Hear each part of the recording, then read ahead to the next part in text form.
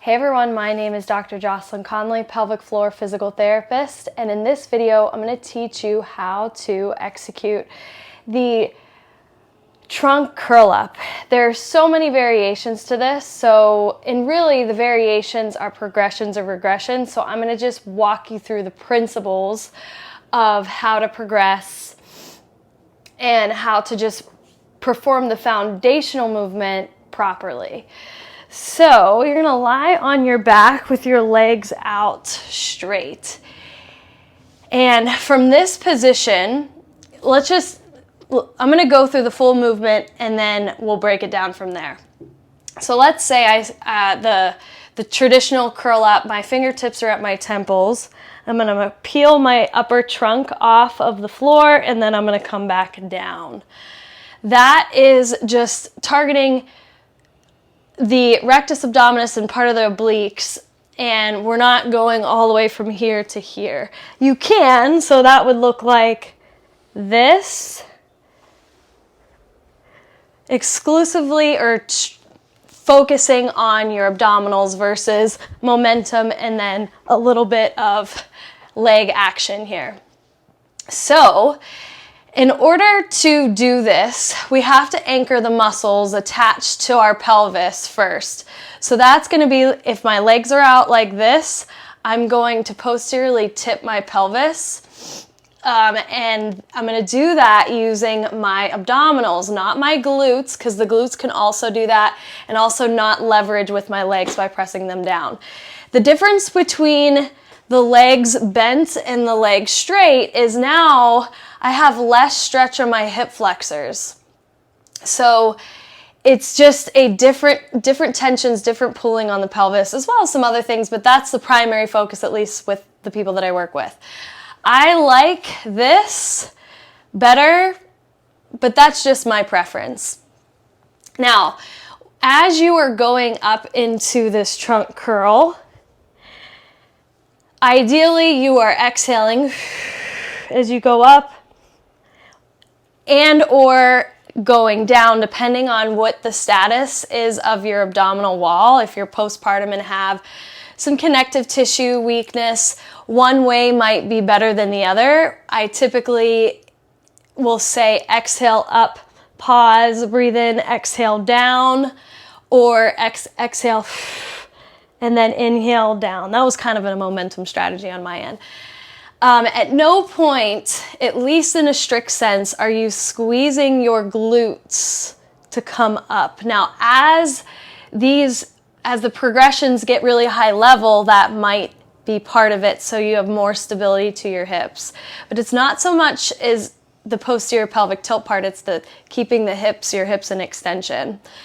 So as you curl up, exhaling, inhaling on the way down, what I often see here is people will just plop down.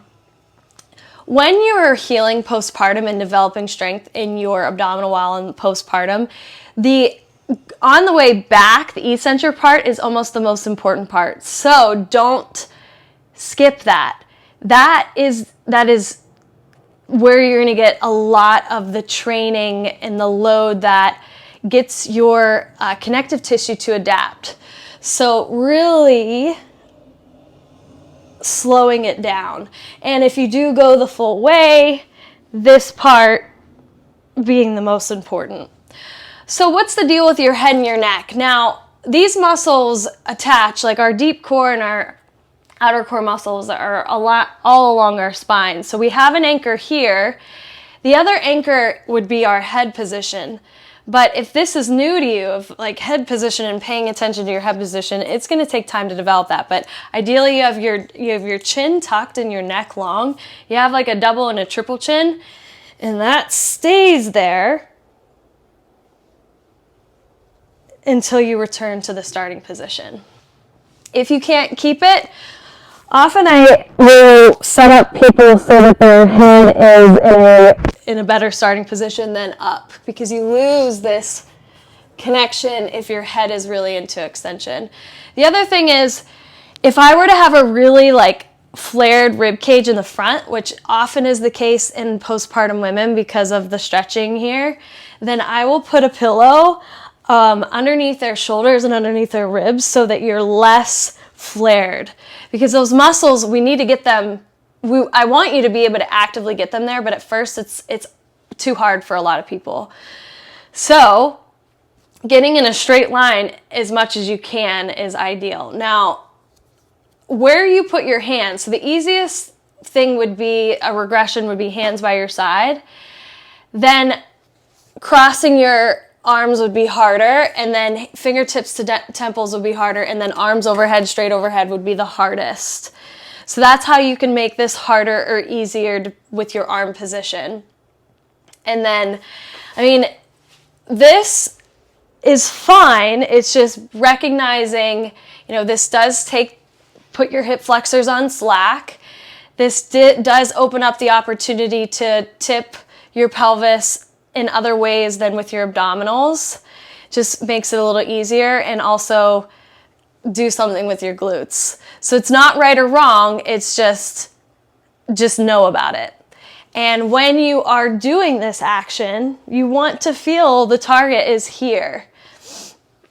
So I taught you how to execute the basic abdominal crunch. It starts with anchoring your pelvis in a neutral position. If you don't have that, you're gonna lose it somewhere. The second anchor I talked about was your head and your neck. Oftentimes that takes time to develop, so using props like towels, maybe a yoga block, pillows to get your rib cage in a better position as you're starting. And then you can progress the range of motion by sitting all the way up, and then really focusing on the eccentric on the way down, making sure that you are not cheating with momentum, not using your glutes, at least in this sense, and conscious about your breathing. Things to look out for. This is where you definitely want a professional look at what's happening to your abdominal wall. What we don't want to see is excessive, like, sucking inward, and this is mainly, like, look for this if you're postpartum. A lot of people have this regardless if they have kids or not. The second one, which would be like the coning in the front. So if you're managing your pressures well, then you shouldn't see excessive coning through the center of your abdomen, and you should not be, if you cannot control the range of motion in either direction, I would regress further, whether that's hand position, whether that's even putting yourself up higher with props. I hope this video was helpful. If you have any questions, please post them below. If you're not already subscribed, be sure to click that subscribe button. And if you know anyone that would benefit from this, share and like. And thank you so much for watching. Again, my name is Dr. Jocelyn Conley, pelvic floor physical therapist, and I'll see you on the next video.